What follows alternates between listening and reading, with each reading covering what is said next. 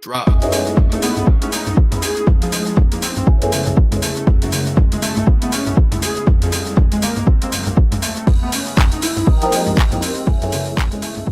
All right. Hi, everyone. Welcome to our first episode of The Connected Startup. This is the show where basically our premise is every startup is born to solve a hard problem or to solve a problem. The hardest part is everything that breaks on the way there. So The Connected Startup is our new monthly podcast about those roadblocks and the founders who discovered a graph was the way through. Each episode is going to trace one company's path from the wall that they hit to what they finally could build once their data matched the shape of the problem. My name is Brian O'Keefe. I am manager of solutions engineering for a startup program at Neo4j. And our guest today is going to be Shawkat Kabbara. He is the founder and CEO of Papr, the intelligence context layer for AI. Shawkat has spent most of his career in search and machine learning with roles at Microsoft, Yahoo, and Meta. And he most recently was at Apple, where he was the product founder of the Apple Intent Swift SDK that powered the Apple Intelligence Actions. He helped launch Vision Pro, and he optimized machine learning models to run on memory-constrained devices. He started Papr to solve a problem he kept hitting himself. AI systems can find similar content, but they can't reason over the relationships that actually drive business decisions. Today, Papr's graph native memory, built on Neo4j, actually drive business decisions. Built on Neo4j, powers AI agents for companies in regulated industries where provenance and auditability aren't optional. Busted that I'm reading this section. But hopefully by the end of this episode, we're going to see how we can turn a flat pile of text into something that we can actually query. So I'm going to bring Shawkat on now. People who are listening, hopefully that you can hear us. Drop me something in the chat. Say where you're from. Say if you guys have questions, you go on. Let us know, and we'll try to find some time to address them. So welcome, Shawkat. Welcome to the show. Yeah, thanks, Brian. Really excited to do this one. I've been thinking about graphs for quite some time and obsessing over them for over the past few years, and really excited to talk with someone else that's excited about graphs as well. Excellent. So I gave a little background on Papr. When you started out, like what was your plan? How were you going to build Papr? What were you looking for? Yeah, it's a good question. We've been obsessed with building agents before LLMs actually existed. And I remember when ChatGPT 3.5 launched, we built a project manager agent.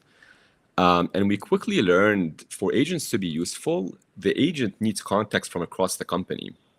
And the PM, if you think of the PM role, he or she is the master connector. The PM needs to build connections between a conversation in a meeting, about a project, what's happening in Slack, what's in a document, an update in a CRM tool, maybe feedback from a customer, and the feature that the engineer is working on in the code base. So the PM, the master connector, needs to build the context from across the company to be able to do the work that they need to do. And I remember when OpenAI started, they had a cookbook on memory, like a memory cookbook that gives you the ability to easily connect like the LLM with a vector DB that uses an embedding. So that's really like how we started, or where we started. Excellent. So like a RAG type approach. Yeah, exactly. Excellent. All right, so you had this RAG type approach. When did that start to fail? When did you realize you needed something more? Yeah, it worked beautifully for recall. Like at the beginning, once we started to bring in context or bring in data, it did a really good job at finding documents that are similar to what I'm searching for. So an example is like if I wanted to, like search, if the PM needs to search for like a deadline that someone mentioned in a Slack conversation, it could quickly pull that up. But what we quickly realized is as soon as we started to add more data and as soon as the queries became more nuanced, like who owns the customer problem, or which customer feedback caused this feature to be prioritized, or what happened before the decision. So when you start building the graph that helps you make the right decision and audit the decisions that are happening, it becomes really hard to get that only using like embeddings, because embeddings show you if two documents are similar, but are not able to bring the context or the structure that we as humans can easily understand and grasp. I see. Yeah, I can see that. So there was, okay, so help me understand this. Like, do you have like a little example here of where it starts to fall apart? Yeah, I do. I did also want to mention that like others have experienced the same problem. That's why like 85% of like AI projects fail at scale. So as soon as your data becomes more complex at scale and the queries become more nuanced and relational, retrieval ends up collapsing. And just on the example, I think, I'm just thinking through this, and I think what would be really interesting is to talk about like what people did for this problem, like what was the workaround that people ended up doing, and then can I go through the example if that's okay? Yeah, no, that's great. Let's do that. Because as soon as we hit that problem, the trend in the industry was to like stuff context. So everyone was like expanding the context window and bring more information like into the context window. And there's a few problems that you hit when you do that. I think number one, today this problem is very prominent, but it wasn't very clear early back on, which is cost. When LLMs go and you give them access to all of the document, like all of the information, if they're reading each document multiple times for each employee, your cost is skyrocketing. That's why we got a huge, really like issue with costs, and a lot of companies are trying to constrain the spend that they have. So one is cost. I think the other problem is there's the problem of like lost in the middle within large context windows. So it ends up impacting hallucination. And actually, Google had a really good research paper that talked about the curse of dimensionality within vector embeddings. So if you have 1,000-dimension vector, your retrieval starts to collapse once you have, I think, a few 100,000 or like 1 million documents that are indexed. So there's a problem where like the more data you stuff into the context window, you get much more noise. It ends up increasing your cost, but also increases hallucination risk. So what we ended up doing is, this is like really when we quickly realized that the right solution isn't stuffing context with all of the info, but actually building like graphs, building these connections that we as humans like take for granted. Excellent. Yeah. Does that make sense? Yeah, that makes complete sense. So I think from here, I'm going to ask you a question. Describe the moment when you realized that Graph was the right tool. Yeah, I mean, I think like this is really the moment that hit us, because I'd say like when you think of a project manager or like employees that work in general, like you need like multiple paths to be able to answer a question, and you need to get that from like different contexts. An example is like you have a customer, they submit a ticket, it impacts the product area, there's an engineer working on it, it's a feature, and if this doesn't get fixed, there's a risk to renewal for the customer. Or even like you have a meeting, you make a decision, there's an owner, there's a deadline, the customer might be impacted by the decision. So being able to build these traces and build the connections of all of the structured and unstructured data is really critical. This is, for me, is like when we quickly realized that we need more than a vector database to be able to build that context. And yeah, that's basically like the that's when we quickly realized that. Okay. So are you not using vectors at all, or are you using vectors and graph together? Yeah, we use both. We use both. Okay. Yeah, Semantic search too? Like full text search? yes. Okay, excellent. So it's really like a true hybrid RAG type. Yeah, it is a hybrid for Okay, sure. excellent. All right. So I'm trying to think. Sorry, I'm trying to think of the exact question I want to ask here. Like when did it all click together? When did you realize, like, hey, when I'm doing this now, like this is much better, right? I think what you're describing to this point is you realize the gap, but when you started building this, like, was there like a moment where you're like holy cow, this works, this is giving me much better numbers, or anything along those lines? Yeah, it's a good question, and I just want to take you through the journey. Once we going back to building the project manager, we started with a vector with an embedding, and then we quickly added the graph, and we did our first mistake when we added the graph, because what we did is we ended up having the LLM dynamically pick the ontology per query, and we thought maybe that can help scale across use cases. When you try this with a confined set of use cases and you have the right prompts, it works. But as soon as your set of use cases scale, it ends up creating like a mess. You get a lot of like duplicate entities. The relationships don't get mapped correctly. So I think what we ended up doing is this is like where we ended up bringing more constraints, and rather than having the LLM like automatically build the schema on the fly, we actually let developers to build their own schemas, and then have the LLM pick the optimal schema for the use case. And when we went into that, this is where we also kind of started building something that we call memory policies or graph policies. And if you think of graph policies give you graphs gives you the reasoning. Graph policy gives you like audit traces and governance on top of that. So it's like a declarative write policy that gives you the ability to take structured and unstructured data and build the right shape of connections in the graph, and even bring the right data inside of the nodes within the graph. I think once we had that and started to go through like real examples, it started to click really well, and things started to work. So it's almost like you have an ontology there, then, it sounds like. Would you describe it that way? I mean, the way to think about it is like a developer defines like a schema, which is like an ontology. And an ontology is a set of nodes with properties that are type declared, in addition to edges with edge properties. But what's really important is with graph policies, it gives you the ability, for example, if you're having a conversation about a customer, like in a meeting, and you might have the customer ID and you might know the customer name. So some of this data is structured with unstructured data. When you want to bring this into the graph, if you have a company node in the graph or a customer node in the graph, you want to make sure that you don't create a duplicate node. So the graph policies help you define like what is unique within the graph. In this case, it might be like the domain of the company or the ID, or you might want to match on a name if it's like a task that you want to like update. So it gives you that capability to be able to do an upsert or a lookup. An upsert gives you the ability to like, match or add a new company in this example.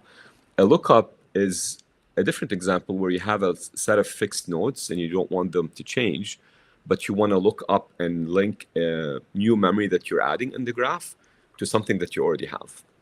Okay.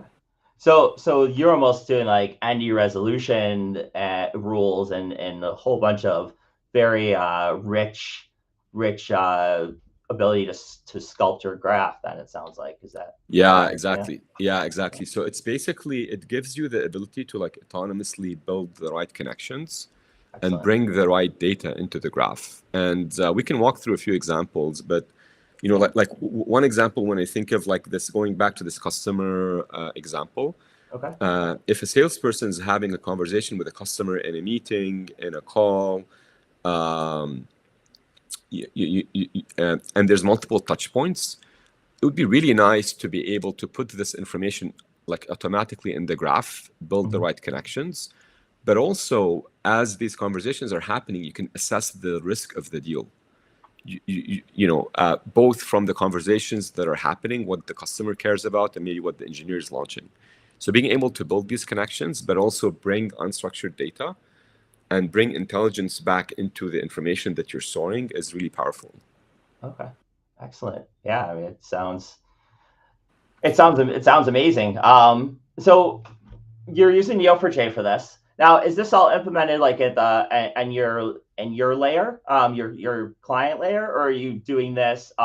Is this like, are you using schemas in Neo4j itself, or whatever you feel comfortable talking about? I don't want to try to coerce you to giving away your secret sauce here, but no. Yeah, I mean, but by the way, it's like memory policies is open source. We have an open source repo, so we do have both open source and cloud offering.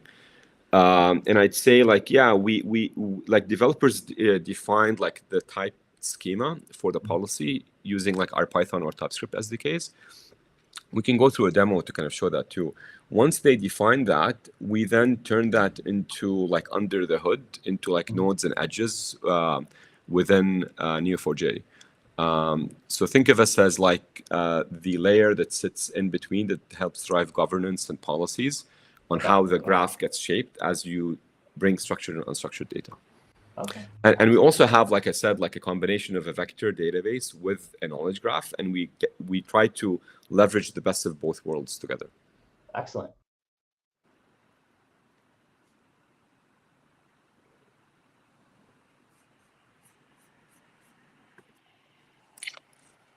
Edges, like, do you have some example you can walk us through? Yeah, can you, Brian, repeat your question? I think you froze for me a little bit, so I didn't hear the question. That's not good. Yeah, they've been doing some internet work around here. It's not been fantastic. So sorry about that. Yeah. So can you walk us through like a simple data model that this might create, right? Like what are some of the nodes? What are some of the edges? How does this shape? Yeah, we can go through an example. I'd say like in this example that I walked through earlier, you can have like a customer. So that's an example of a node, a ticket, a product area, engineer, a feature, renewal, like all of these become nodes. And the edges are the connections between one node to the other. That makes sense. So an example is like a customer filed a ticket. So filed the ticket becomes an edge between the customer and the ticket itself. Okay. And I think, traditionally, like if you look at like regular, if you were to put this like in a regular like database, the problem with like databases and putting this in tables and why we chose graphs is because like in a regular table, you can build some relations between different collections you have or different like sections within the table, but it's like rigid, it's a bit fixed. So you cannot go multiple hops, but also it's not dynamic. Like if you think of like this type of information, the type of nodes that you add, you might get created on the fly, or the edges might point to different directions. So having the flexibility to be able to, as data comes through, and as things are changing in the company, you want to be able to dynamically like add the nodes and add the right edges to be able to build these connections. Okay, makes sense. Do you have any like concrete metrics or before and after numbers that help our audience understand, like by choosing to go to a graph, like this is the magnitudes that we improved, or even if it was like literally impossible before? Yeah, I have a really good example. So Stanford has the toughest retrieval benchmark. It's called Stanford Stark. Okay. And the reason it's really an interesting benchmark is they focus on building like the set of queries that are real world queries that require both semantic understanding using like vector-based embeddings, but also graphs. So they ask the tough questions of like, for example, like, going back to kind of the example of the project manager that we have, being able to understand like what happened with the decision, who made it, what impact this caused to the customer, to the business, etc. You need really to be able to traverse the graph, but also to be able to find the right relevant document. And I'd say what was really exciting is as soon as we added a graph, alongside the vector-based embedding, we were able to hit #1 on that leaderboard. Wow. We did. If you go to that and you click on like the MAG data set and 10% synthesize, you can then see paper. We're able to retrieve the right answer 92% of the time, and it's in the first 5 results. That's fantastic. Yeah, that made a pretty big difference. Yeah, that's quite a telling story for sure. Awesome. Yeah, I'll have to check that out. I'm not familiar with that metric, but it sounds really interesting. All right, so fantastic results. Like, where do you go from here? Like, what is maybe we should maybe a demo. Is a good time for a demo? Yeah, maybe? Let's jump into a demo. All right, let's you can add your screen here. Let me just move some things around so I make sure I can see you while I'm demoing. Okay. That is something you don't hear every day, people wanting to actually see me, but I appreciate it. Okay, so let's see if this is going to work.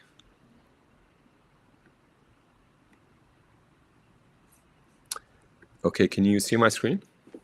Oh, not yet, but maybe I need to. Oh, there we go. I think we can now. Okay, awesome. Cool. Yeah.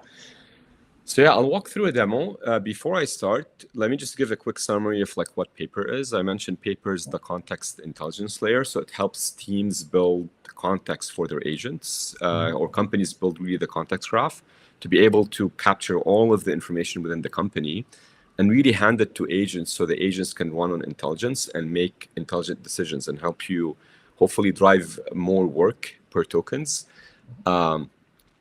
Within our platform, this is our developer dashboard.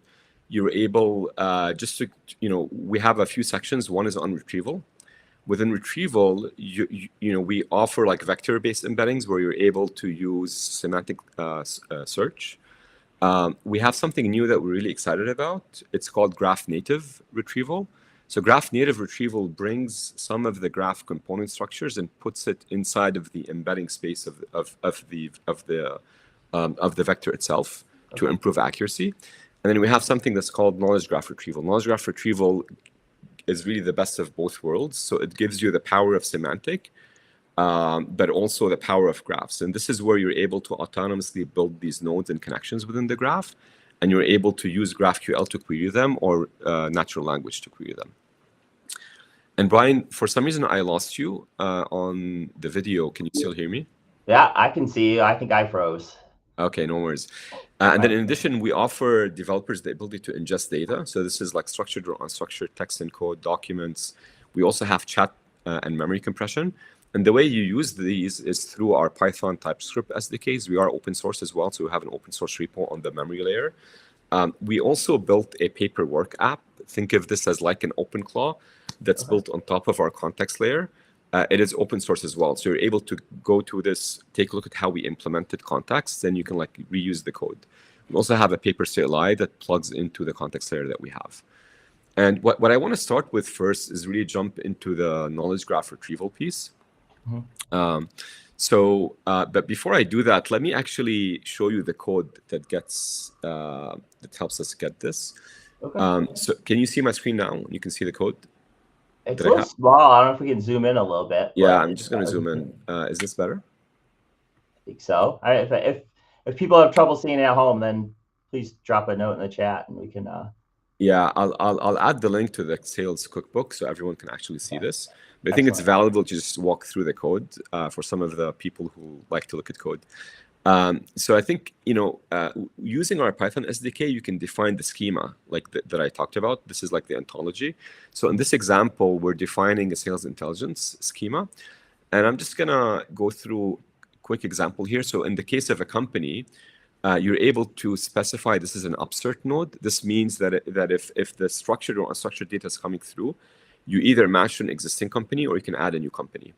And what's really interesting is you can set constraints, and constraints help you drive like governance and audit policies, but also helps bring information automatically from LLMs into the nodes and the properties that you have. So in this example, when information is coming through, I wanted to understand or assess the risk of the deal. because this is like helps me think through how we drive sales and drive more sales momentum. So this is how we do this. You do a set on the deal risk, which is a property, and then auto basically means the LLM will automatically extract information from the data that you're sending. You can do manual if you already have that in your tool or app and you have the actual field values. And then there's like other properties here that you said, but in this example, when we're matching a company, I want to match on the domain using exact match and maybe have a secondary match on the name. So being able to do a search and do a match within when you're writing your schema is like a good thing to have. And then these are like other properties that you have within your node. These are like other examples. So you have a contact node. We have a deal node that gives you the ability of like being able to understand the deal that's happening within a company and the probability or the risk, the win probability or the risk that this deal will fall through. So you're able to kind of set that as well. And just wanted to give like a different example. So you have interactions, which is the conversation. The intent is like a fixed set of intents that maybe you've predefined.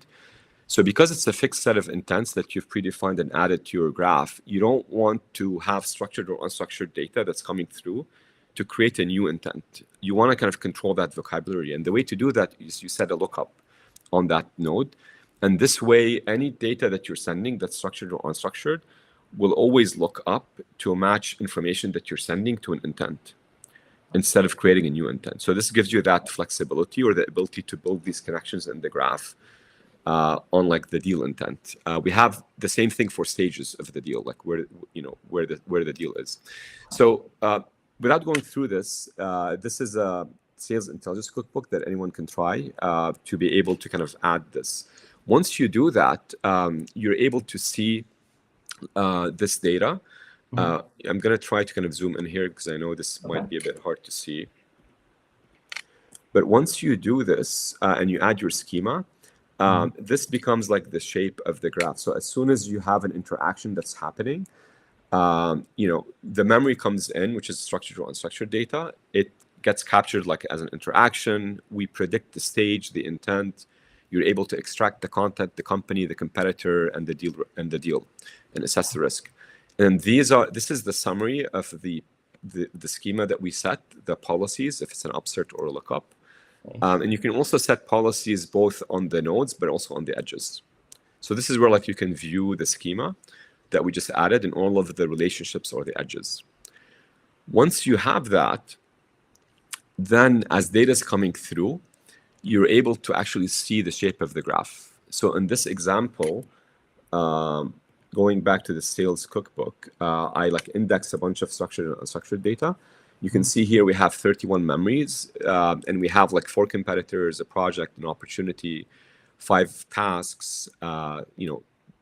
You have like the interaction, the intent, the stage, etc. So it gives you a really good way to properly extract information, put it in the graph, and build the right connections in the graph for you to drive the right use case that you want to build. To walk through like a specific like chunk of data, this is like, let's say like a summary of a call transcript with Sarah. Let's say you did this like sales call. You're able to take that and it automatically grabs the information and puts it in the nodes within the graph for you to be able to bring that memory, put it in a deal, and use like the other nodes that you have in the graph. And where this comes to life is in an app. So I'd love to walk you through Paperwork. Awesome. And I built an app using GraphQL, and we love GraphQL because GraphQL, I mean, natural language search is great, but then GraphQL gives you the ability to do things that are not possible with natural language. So let me open up Paperwork, and just give me a second for me to bring in. Yeah, while you're doing that, there is a QR code at the top right. That'll take you right to the Papr.ai website if anyone wants to check this out for themselves. Awesome. Can you see the app that we have? I can see it, yeah. So Paperwork, I really love this product because it's built on top of our context layer and harness, and on top of like the infrastructure that we've built. And it helps me basically take all of the data in the company and run on intelligence, like automate my workflows, build mini apps where agents can do work. And one of the examples I just wanted to walk through, given this like deal risk or sales intelligence like schema that we did, is I asked the LLM to use GraphQL to build like a mini app, and I called it Deal Focus for this demo.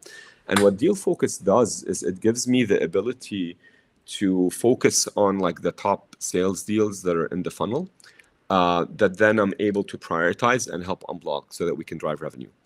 In this example, as people in the company are having conversations with a potential client, you're able to grab information from a call, from an email. You can see here in the recent activities. You can see the next action items that need to happen to unblock. And what's really exciting is you're able to see the company, the person connected with the deal risk, the win probability, the number of days to close, and the value. And all of this is coming really from all of these connections that we've built in the graph from both structured data and unstructured data that's coming in. And then I can kind of go through each company and assess like the risk, the win probability to help drive the right action to be able to win those deals. That's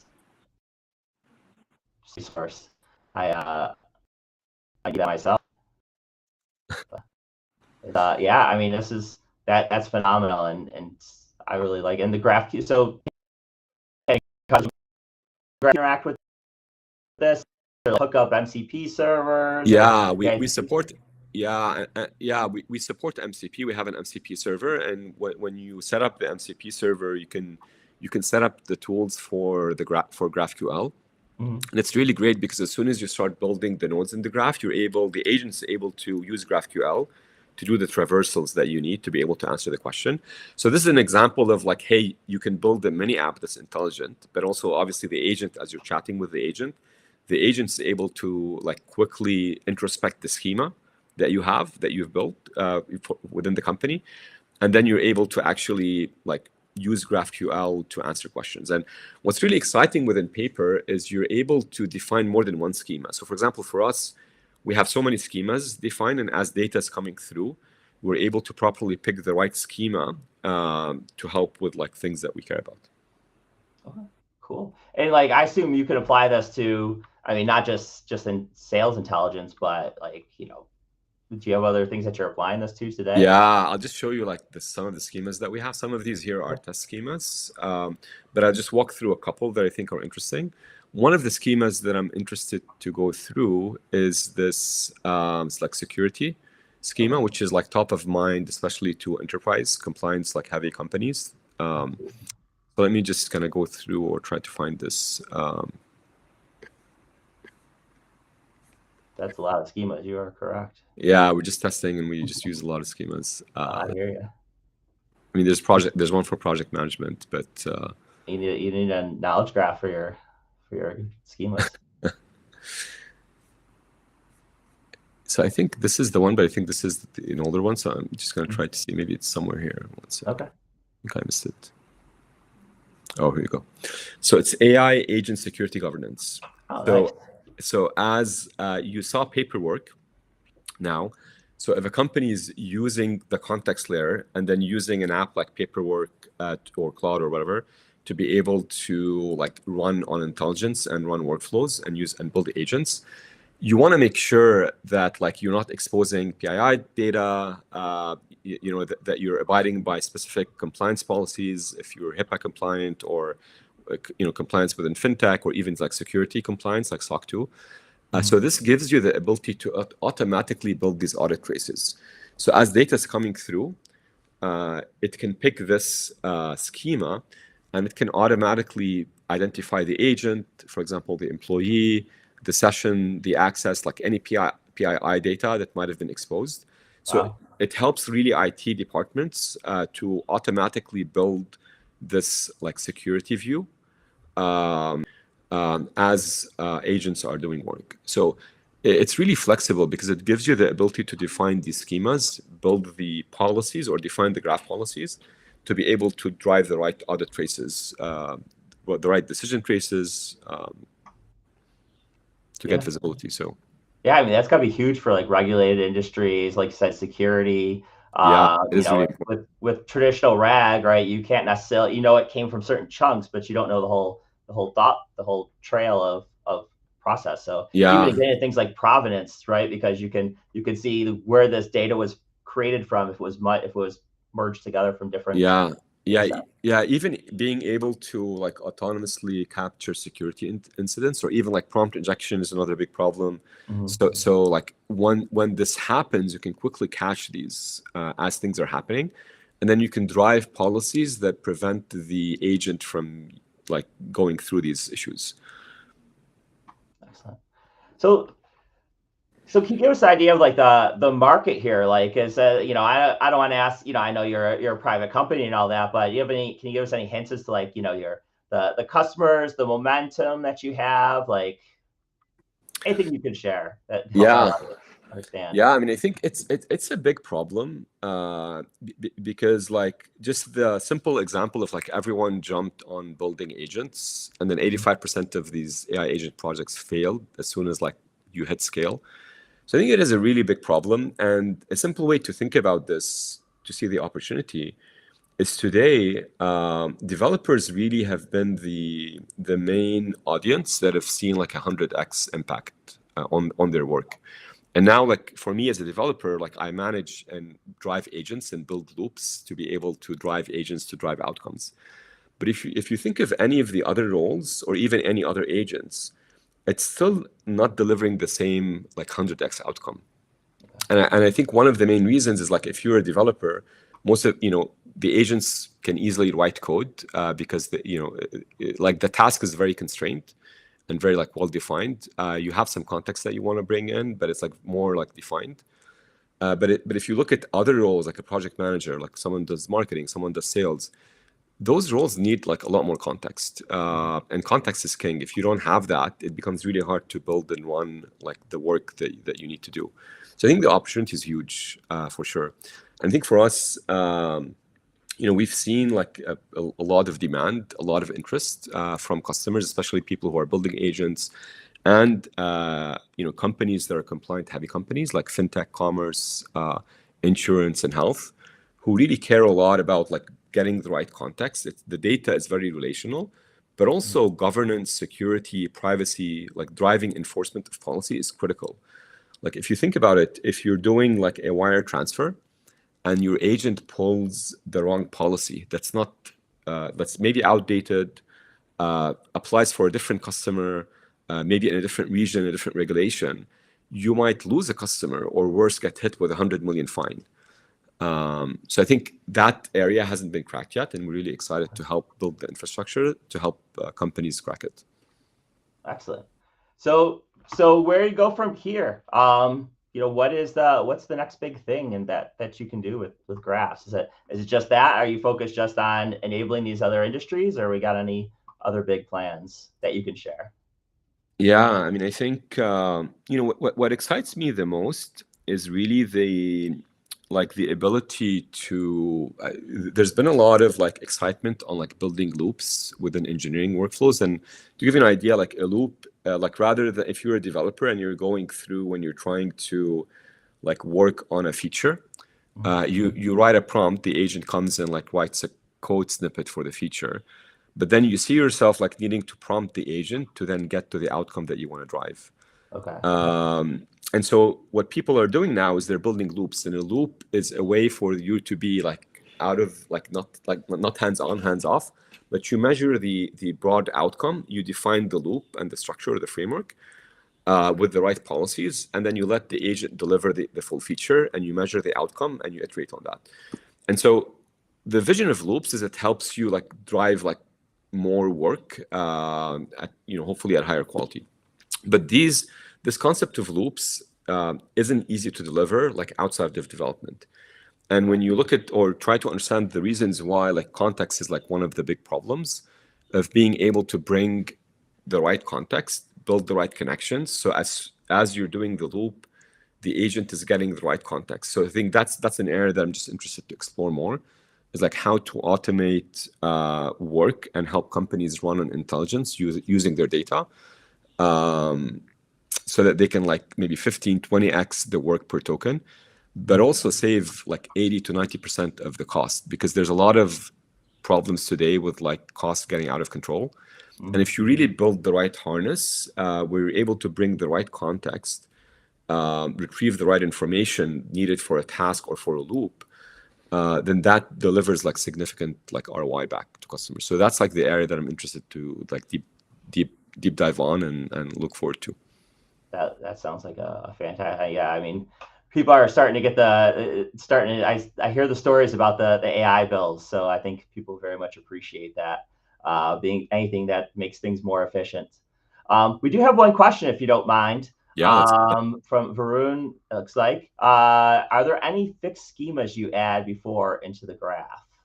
yeah, that's a really good question. We do have a few fixed ontologies. They're like default ones that we add. One of them is like a project management one. When you create your account in Papr, you can easily go through and see like the existing schemas that we've added. Excellent. All right. Yeah, I appreciate you taking time to speak with us today and share your insights on graphs, and it sounds really exciting. Yeah, I mean, I can need to go play with Papr some more too. Now that there's some features that you talked about that I wasn't even aware of. So appreciate you coming out, and we'll yeah, thank you and best of luck. Yeah. This was great, Brian. Really enjoyed it. Really enjoyed nerding out on graphs with someone who cares about graphs, and really talking about like why we started the company, the vision behind the company that we have, but also like the journey that we went through, and how graphs helped. So that was a really good conversation. Excellent. I appreciate it. All right. So everyone, thank you for joining us, those who joined live and those who are watching later. And thank you again to Shawkat Kabbara and Papr. And so we're every month, third Thursday of the month at this time, 12 p.m. Eastern time, 9 a.m. Pacific, and I believe it's 6 p.m. Central European time. We are going to be live, and come find out next month how our next founder describes the moment he realized that Graph was the right tool. So again, I'm Brian O'Keefe from Neo4j,